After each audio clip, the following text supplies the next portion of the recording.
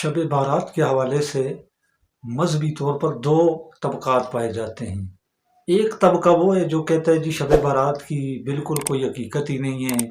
اس میں جاگنا، عبادات کرنا، نوافل پڑھنا یہ سب بدعت ہے، یہ گمراہی ہے،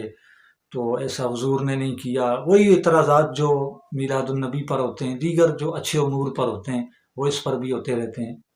تو ان کا وہی جواب ہے جو ہم دیگر معمولات اہل سنت پر دے رہے ہیں کہ بھائی اگر ایک کام کے اندر شرعاً کوئی ممانعت نہیں ہے، یا اس کی ترک پر، یا اس کے منع پر، اس کے منکر اور اس کے حرام ہونے پر منع کی کوئی دلیل شرعی، دلیل قطعی، دلیل نص کے ذریعے کوئی دلیل موجود نہیں ہے تو اس کو برا نہیں کہا جائے گا۔ بہرحال دو طبقات میں یہ عرض کر رہا تھا کہ پائے جاتے ہیں۔ ایک طبقہ وہ ہے جو بالکل اس کو سرے سے مانتا ہی نہیں، کہتے ہیں جی حرام ہے، تو بالکل اس میں جو جاگنا ہے یہ بدعت ہے، کوئی اسلام کا طریقہ نہیں ہے۔ یہ بھی غلط ہے محض اس لیے کہ اس کی حقیقت قرآن و سنت میں اس کی اصل موجود ہے۔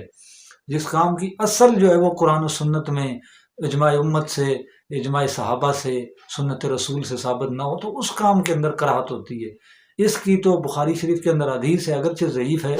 تو ہم کون سا کوئی اس میں فرض واجب کہہ رہے ہیں بھائی جاگنا، عبادت کرنا فرض ہے، جو بندہ نہیں جاگے گا اس کو اتنا کفارہ دینا پڑے گا۔ ہم بھی تو یہی کہتے ہیں بھائی ایک مستحب عمل ہے اور اچھا ہے کہ اگر ایسا کیا جائے، اور ہم اس کو ایک استحبابی صورت تک رکھتے ہیں کہ مستحب ہے اس رات کے اندر عبادت کرنا، تو پھر اس کے اوپر فتویٰ داغنا کہ بھائی یہ گمراہی ہے، فلاں ہے، تو اس کے اندر برے اعمال کیے جائیں تو وہ بذات خود گمراہی ہوں گے، نہ کہ جو ہے وہ شب بارات۔ تو ایک طبقہ وہ ہے جو بالکل نہیں مانتا، وہ بھی غلط ہے، اور ایک طبقہ وہ ہے جنہوں نے اس کو اتنا بڑھا چڑھا کر پیش کرنا ہے، اپنی طرف سے طرح طرح کی اس رات میں خرافات کی جاتی ہیں، تو ان خرافات کا جو ہے وہ اہل سنت سے یا بزرگان دین کے عوامل سے کچھ نہیں ہے۔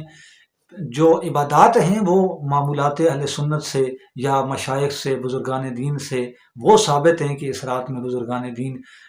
عبادت کا اہتمام فرماتے تھے، رب سے دعا کرتے تھے، چونکہ اس میں تقدیریں اور وہ سارے سال کا معاملات لکھے جاتے ہیں، تو ہر بندہ کوشش یہی کرتا ہے کہ میرے لیے مقدر میں سب کچھ اچھا لکھا جائے، میرے ساتھ جو ہے وہ کچھ برا نہ ہو۔ تو اس لیے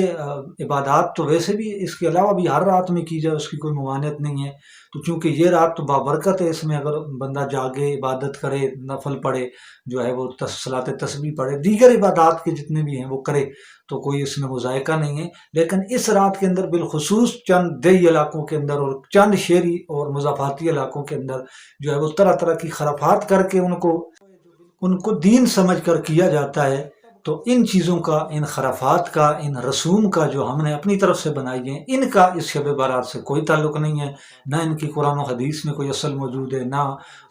ہمارے بزرگان دین سے ان کی کوئی مثال ملتی ہے، بلکہ یہ سراسر جو ہے وہ گمراہی ہے۔ تو اس رات کے اندر آپ کیا کیجئے، صرف اور صرف اپنا جو ہے وہ عبادات کیجئے، تلاوت قرآن کیجئے، کیونکہ ممکنہ قرآن کے نزول کی بھی رات ہے۔